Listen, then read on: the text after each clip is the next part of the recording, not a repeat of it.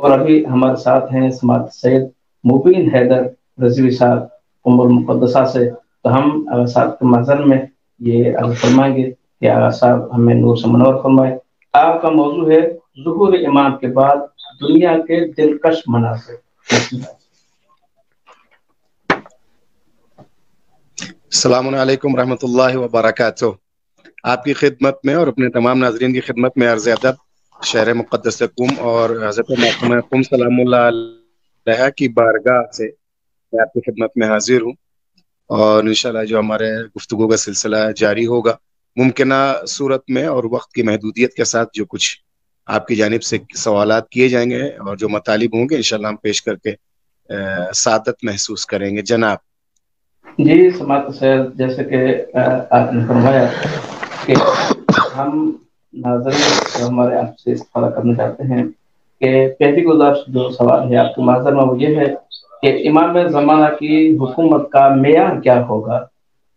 اعوذ باللہ من الشیطان الرجیم، بسم اللہ الرحمن الرحیم وبہ نستعین وعلیہ توکل والیہ انیب. ایک بار پھر سلام و عرض ادب آپ کی خدمت میں اور اس پروگرام کے تمام مہتممین کی خدمت میں اور اپنے تمام ناظرین کی خدمت میں میں مبین حیدر رضوی آپ کی خدمت میں حاضر ہوں. دیکھیے، دنیا کی جب بھی کوئی حکومت بنائی جاتی ہے یا اس کا جب عمل درآمد ہوتا ہے، اس کا جب نفاذ ہوتا ہے، تو یقیناً اس کے کچھ بیس ہوتے ہیں، کچھ معیار ہوتے ہیں، کچھ نظریات دید اور بینش ہوتا ہے جن پاؤں پر اور جن ستونوں پر وہ حکومت کھڑی ہوتی ہے، اور اسی منشور کے تحت پر اس حکومت کو آگے بڑھایا جاتا ہے. جب بات حکومت کے جو دلکش مناظر ہوں گے، کیا کیا اس میں چینجنگ اور کیا تبدیلیاں آئیں گی، ایک اہم ترین موضوع کے تحت کہ جو حکومت سرکار کی ہوگی اس کا بنیاد کیا ہے، معیار کیا ہے، بیس کیا ہے، آئیڈیل اور نمونہ کیا ہے. چونکہ سرکار یوسف زہرا وارث انبیاء ہے اور وسارۂ عصمت الہیہ ہے. حضرت آدم سے لے کر کے خاتم تک اور سرکار امیر کائنات سے لے کر کے سرکار امام حسن عسکری علیہ الصلوۃ والسلام، ان تمام عصمتوں کا مرکز، نچوڑ، اسارہ اور ماحصل جس ذات کا نام ہے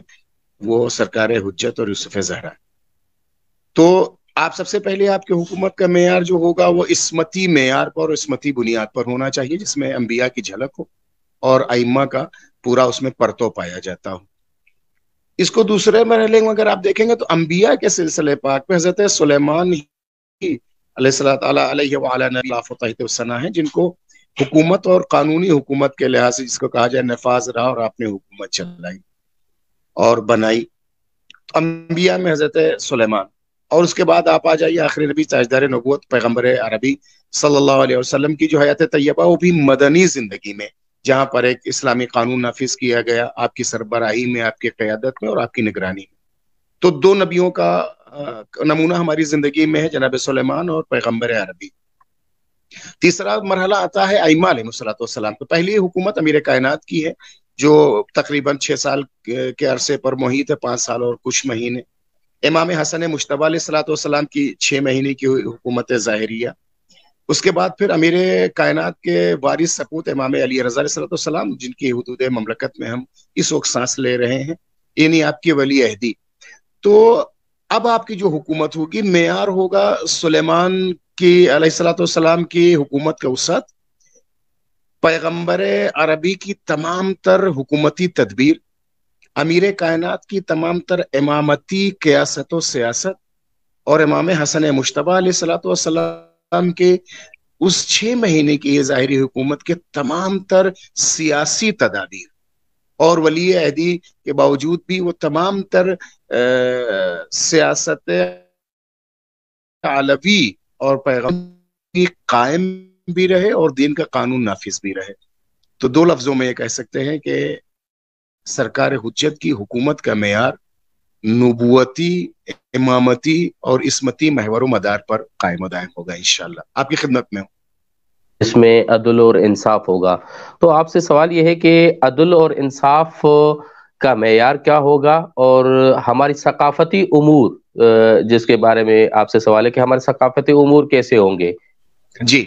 اصل میں مجھے خود بھی آپ کی آواز بہت آخر سے آ رہی اور سلسلے وار جو ہماری گفتگو تھی. آپ کا سوال شاید اس جانب ہے کہ ثقافتی امور کیسے ہوں گے سرکار کی آمد کے بعد اور آپ کے ظہور کے بعد. سوال یہ ہے کہ عدل اور انصاف کا معیار کیا ہوگا اور ہماری ثقافتی امور جس کے بارے میں آپ سے سوال ہے کہ ہمارے ثقافتی امور کیسے ہوں گے.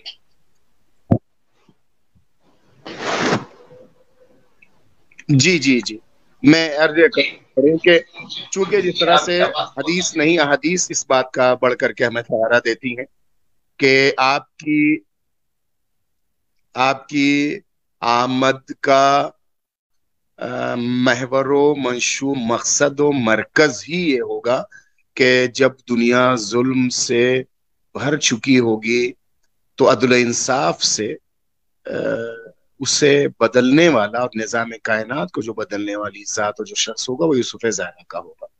تو ظاہر سی بات جب آپ کی حکومت کی محوریت اور مرکزیت اور ہدف و مقصد میں سے ایک عدالت اور انصاف کا نفاذ ہوگا. اس سلسلے میں حدیث ہے کہ جب دنیا ظلم و جور سے بھر چکی ہوگی تو ظلم و جور سے کو ختم کر کے عدل و انصاف سے جو ذات بھرے گی وہ قائم آل محمد کی ہوگی. مختلف احادیث مختلف ائمہ علیہ الصلوۃ والسلام سے ہے. یہ دنیا اکثر اوقات یہ کہا جائے جب سے یہ قائم ہوئی ہے اور انسانوں نے اس پر چلنا پھرنا شروع کیا ہے تو دنیا کے اکثر کونے میں گوشے میں نقاط پہ یہ دنیا صرف ظلم کا شکار ہے اور اس پر بسنے والے ہمیشہ مظلوم بن کر کے سانسیں لیتے رہے.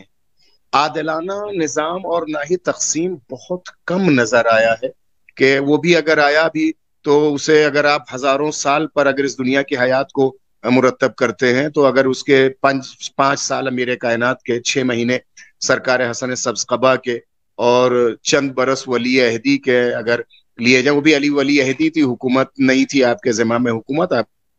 کے ہاتھ میں نہیں تھی، تو سانس لینے کے برابر بھی نہیں ہو سکتا کہ جب یہ دنیا عدل و انصاف سے بھری گئی ہو. اب ضرورت ہے کہ اللہ کا نظام اس طرح سے ہو کہ نظام ایسا ہو کہ کب تھی تو انسانیت و بشریت سکون کی سانس لے سکے اور اسے اطمینان ہو سکے. تو طول تاریخ میں یہ ہمیشہ تشنگی رہی ہے اور یہ عجیب اتفاق ہے اس دنیا کا کہ بے شمار ہیں ایسے لوگ جو مرغن اور متنوع غذائیں کھاتے ہیں، رنگ برنگے ان کے دسترخوان پہ غذائیں ہوتی ہیں، سجے ہوتے ہیں، محلوں میں رہتے ہیں، لگژری گاڑیاں استعمال کرتے ہیں، دنیا کے سب موجودہ تمام تر سہولیات ان کے پاس ہوتی، اور اسی کے بالکل ٹھیک اور اس کے مقابل بہت سارے ایسے لوگ ہیں، شاید ان کی تعداد ہم صحیح سے نہ بتا سکیں، کہ ان مرغن غذاؤں اور رنگ برنگے دسترخوان کے مقابل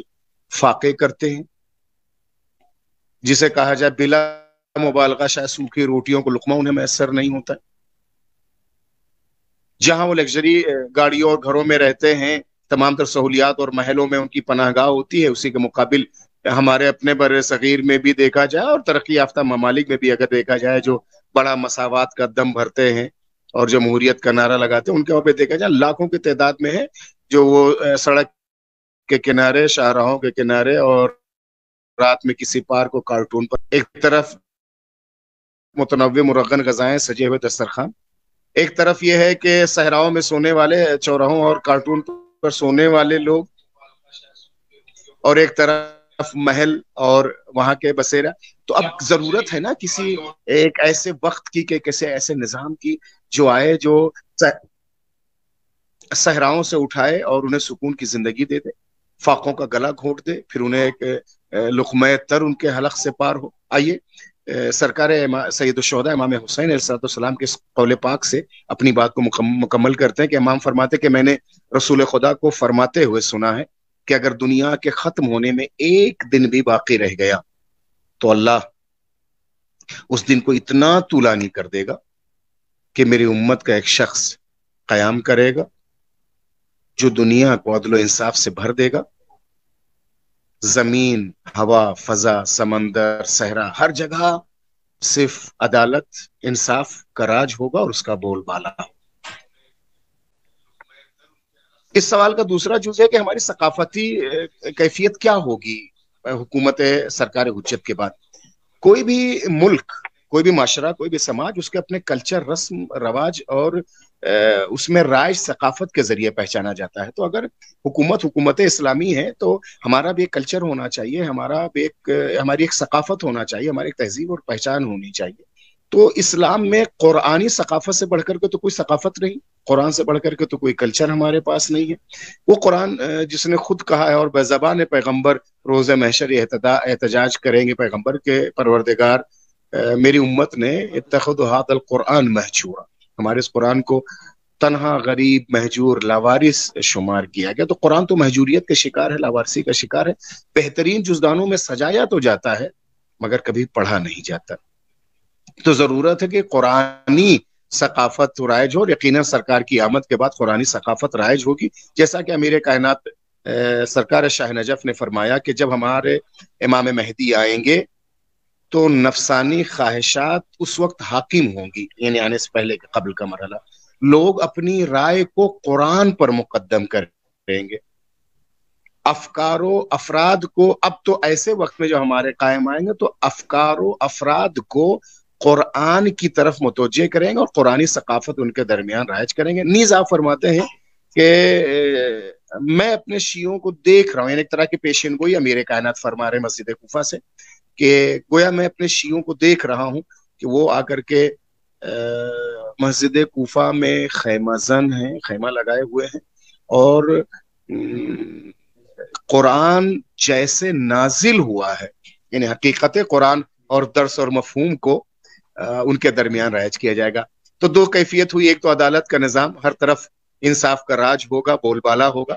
اور یوسف زہرا کے حکومت اور اقتدار میں یہ سلسلہ عدالت کا ہوگا. دوسرا یہ ہوگا کہ ثقافت جو ہماری ہوگی وہ قرآنی ثقافت ہوگی اور قرآنی کلچر ہوگا جو پوری دنیا میں رائج ہوگا، جس کے نافذ کرنے والے یوسف زہرا ہوں. جناب جی قبلہ صاحب، بہت بہترین انداز میں آپ بات فرما رہے تھے کہ ثقافتی امور کیسے ہوں گے، اور آپ نے فرمایا کہ امام زمانہ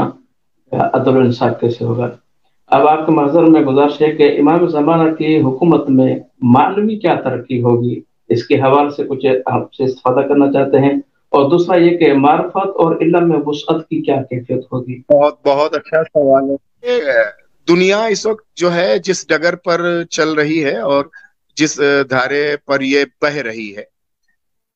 یہاں نفسانی خواہشات کا راج ہے اور شیطانی جو وسوسے ہیں انہوں نے گھیرا ڈال رکھا ہے، اور ہم اسیر ہو کر کے رہ گئے ہیں شہوات کے. اور اس وقت ہماری پوری زندگی شہوت کے قبرستان میں دفن ہو چکی ہے. پاکی، طہارت، صداقت، سچائی، باہمی تعاون، ایثار، فداکاری، احسان، ان سب کی جگہ پر شہوت رانی، فریب، خیانت، ظلم، مال و دولت کی ہوس، ان سب میں زندگی بسر ہو رہی ہے. اور وہ لوگ جسے یہ کہا جائے کہ سونے کے سکوں پر سو رہے ہیں، وہ لوگ جو تمام تر سہولیات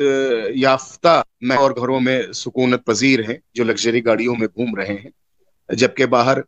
قیامت پڑتی ہوگی گرمی کی، لیکن وہ جس گاڑی میں بیٹھے ہوتے انہیں احساس نہیں ہوتا کہ شیشے کے پار کا موسم کیسا ہے. یا جس گھر میں بیٹھے ہیں باہر اگر برف کے تودے بھی پگھل اور گر رہے ہوں گے تو گرمی کے جو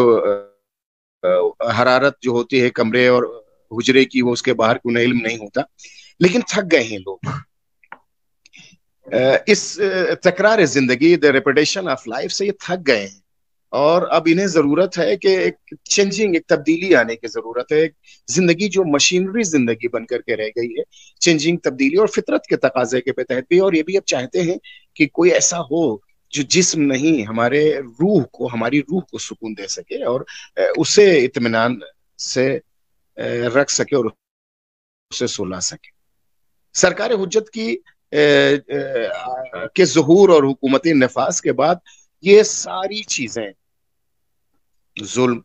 خیانت، عیاری، مکاری، فریب کاری، دسیسہ کاری، الزام، دغابازی، جھوٹ، یہ سب رخت سفر باندھ لے گا. اور آپ اس سماج اور معاشرے کو، یعنی دنیاوی معاشرے کو، پوری دنیا کو اس سمت لے جائیں گے مانویت کے ذریعے سے، ان کے فہم و ادراک کے ذریعے سے،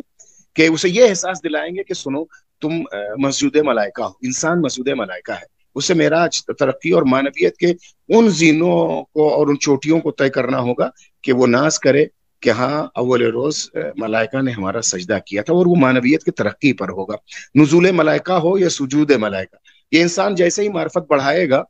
اس مرحلے کا وہ ادراک کر سکے گا۔ امام حسین علیہ السلام فرماتے ہیں کہ آخری زمانے میں خدا ایک ایسے شخص کو بھیجے گا جس کی برکت سے کوئی فاسق نہ ہو سکے گا اور نہ کوئی صراط مستقیم اور سیدھے راستے سے نہ ہی منحرف ہوگا، اور حرص و طمع، لالچ یہ دنیا سے رخت سفر باندھ چکی ہوگی۔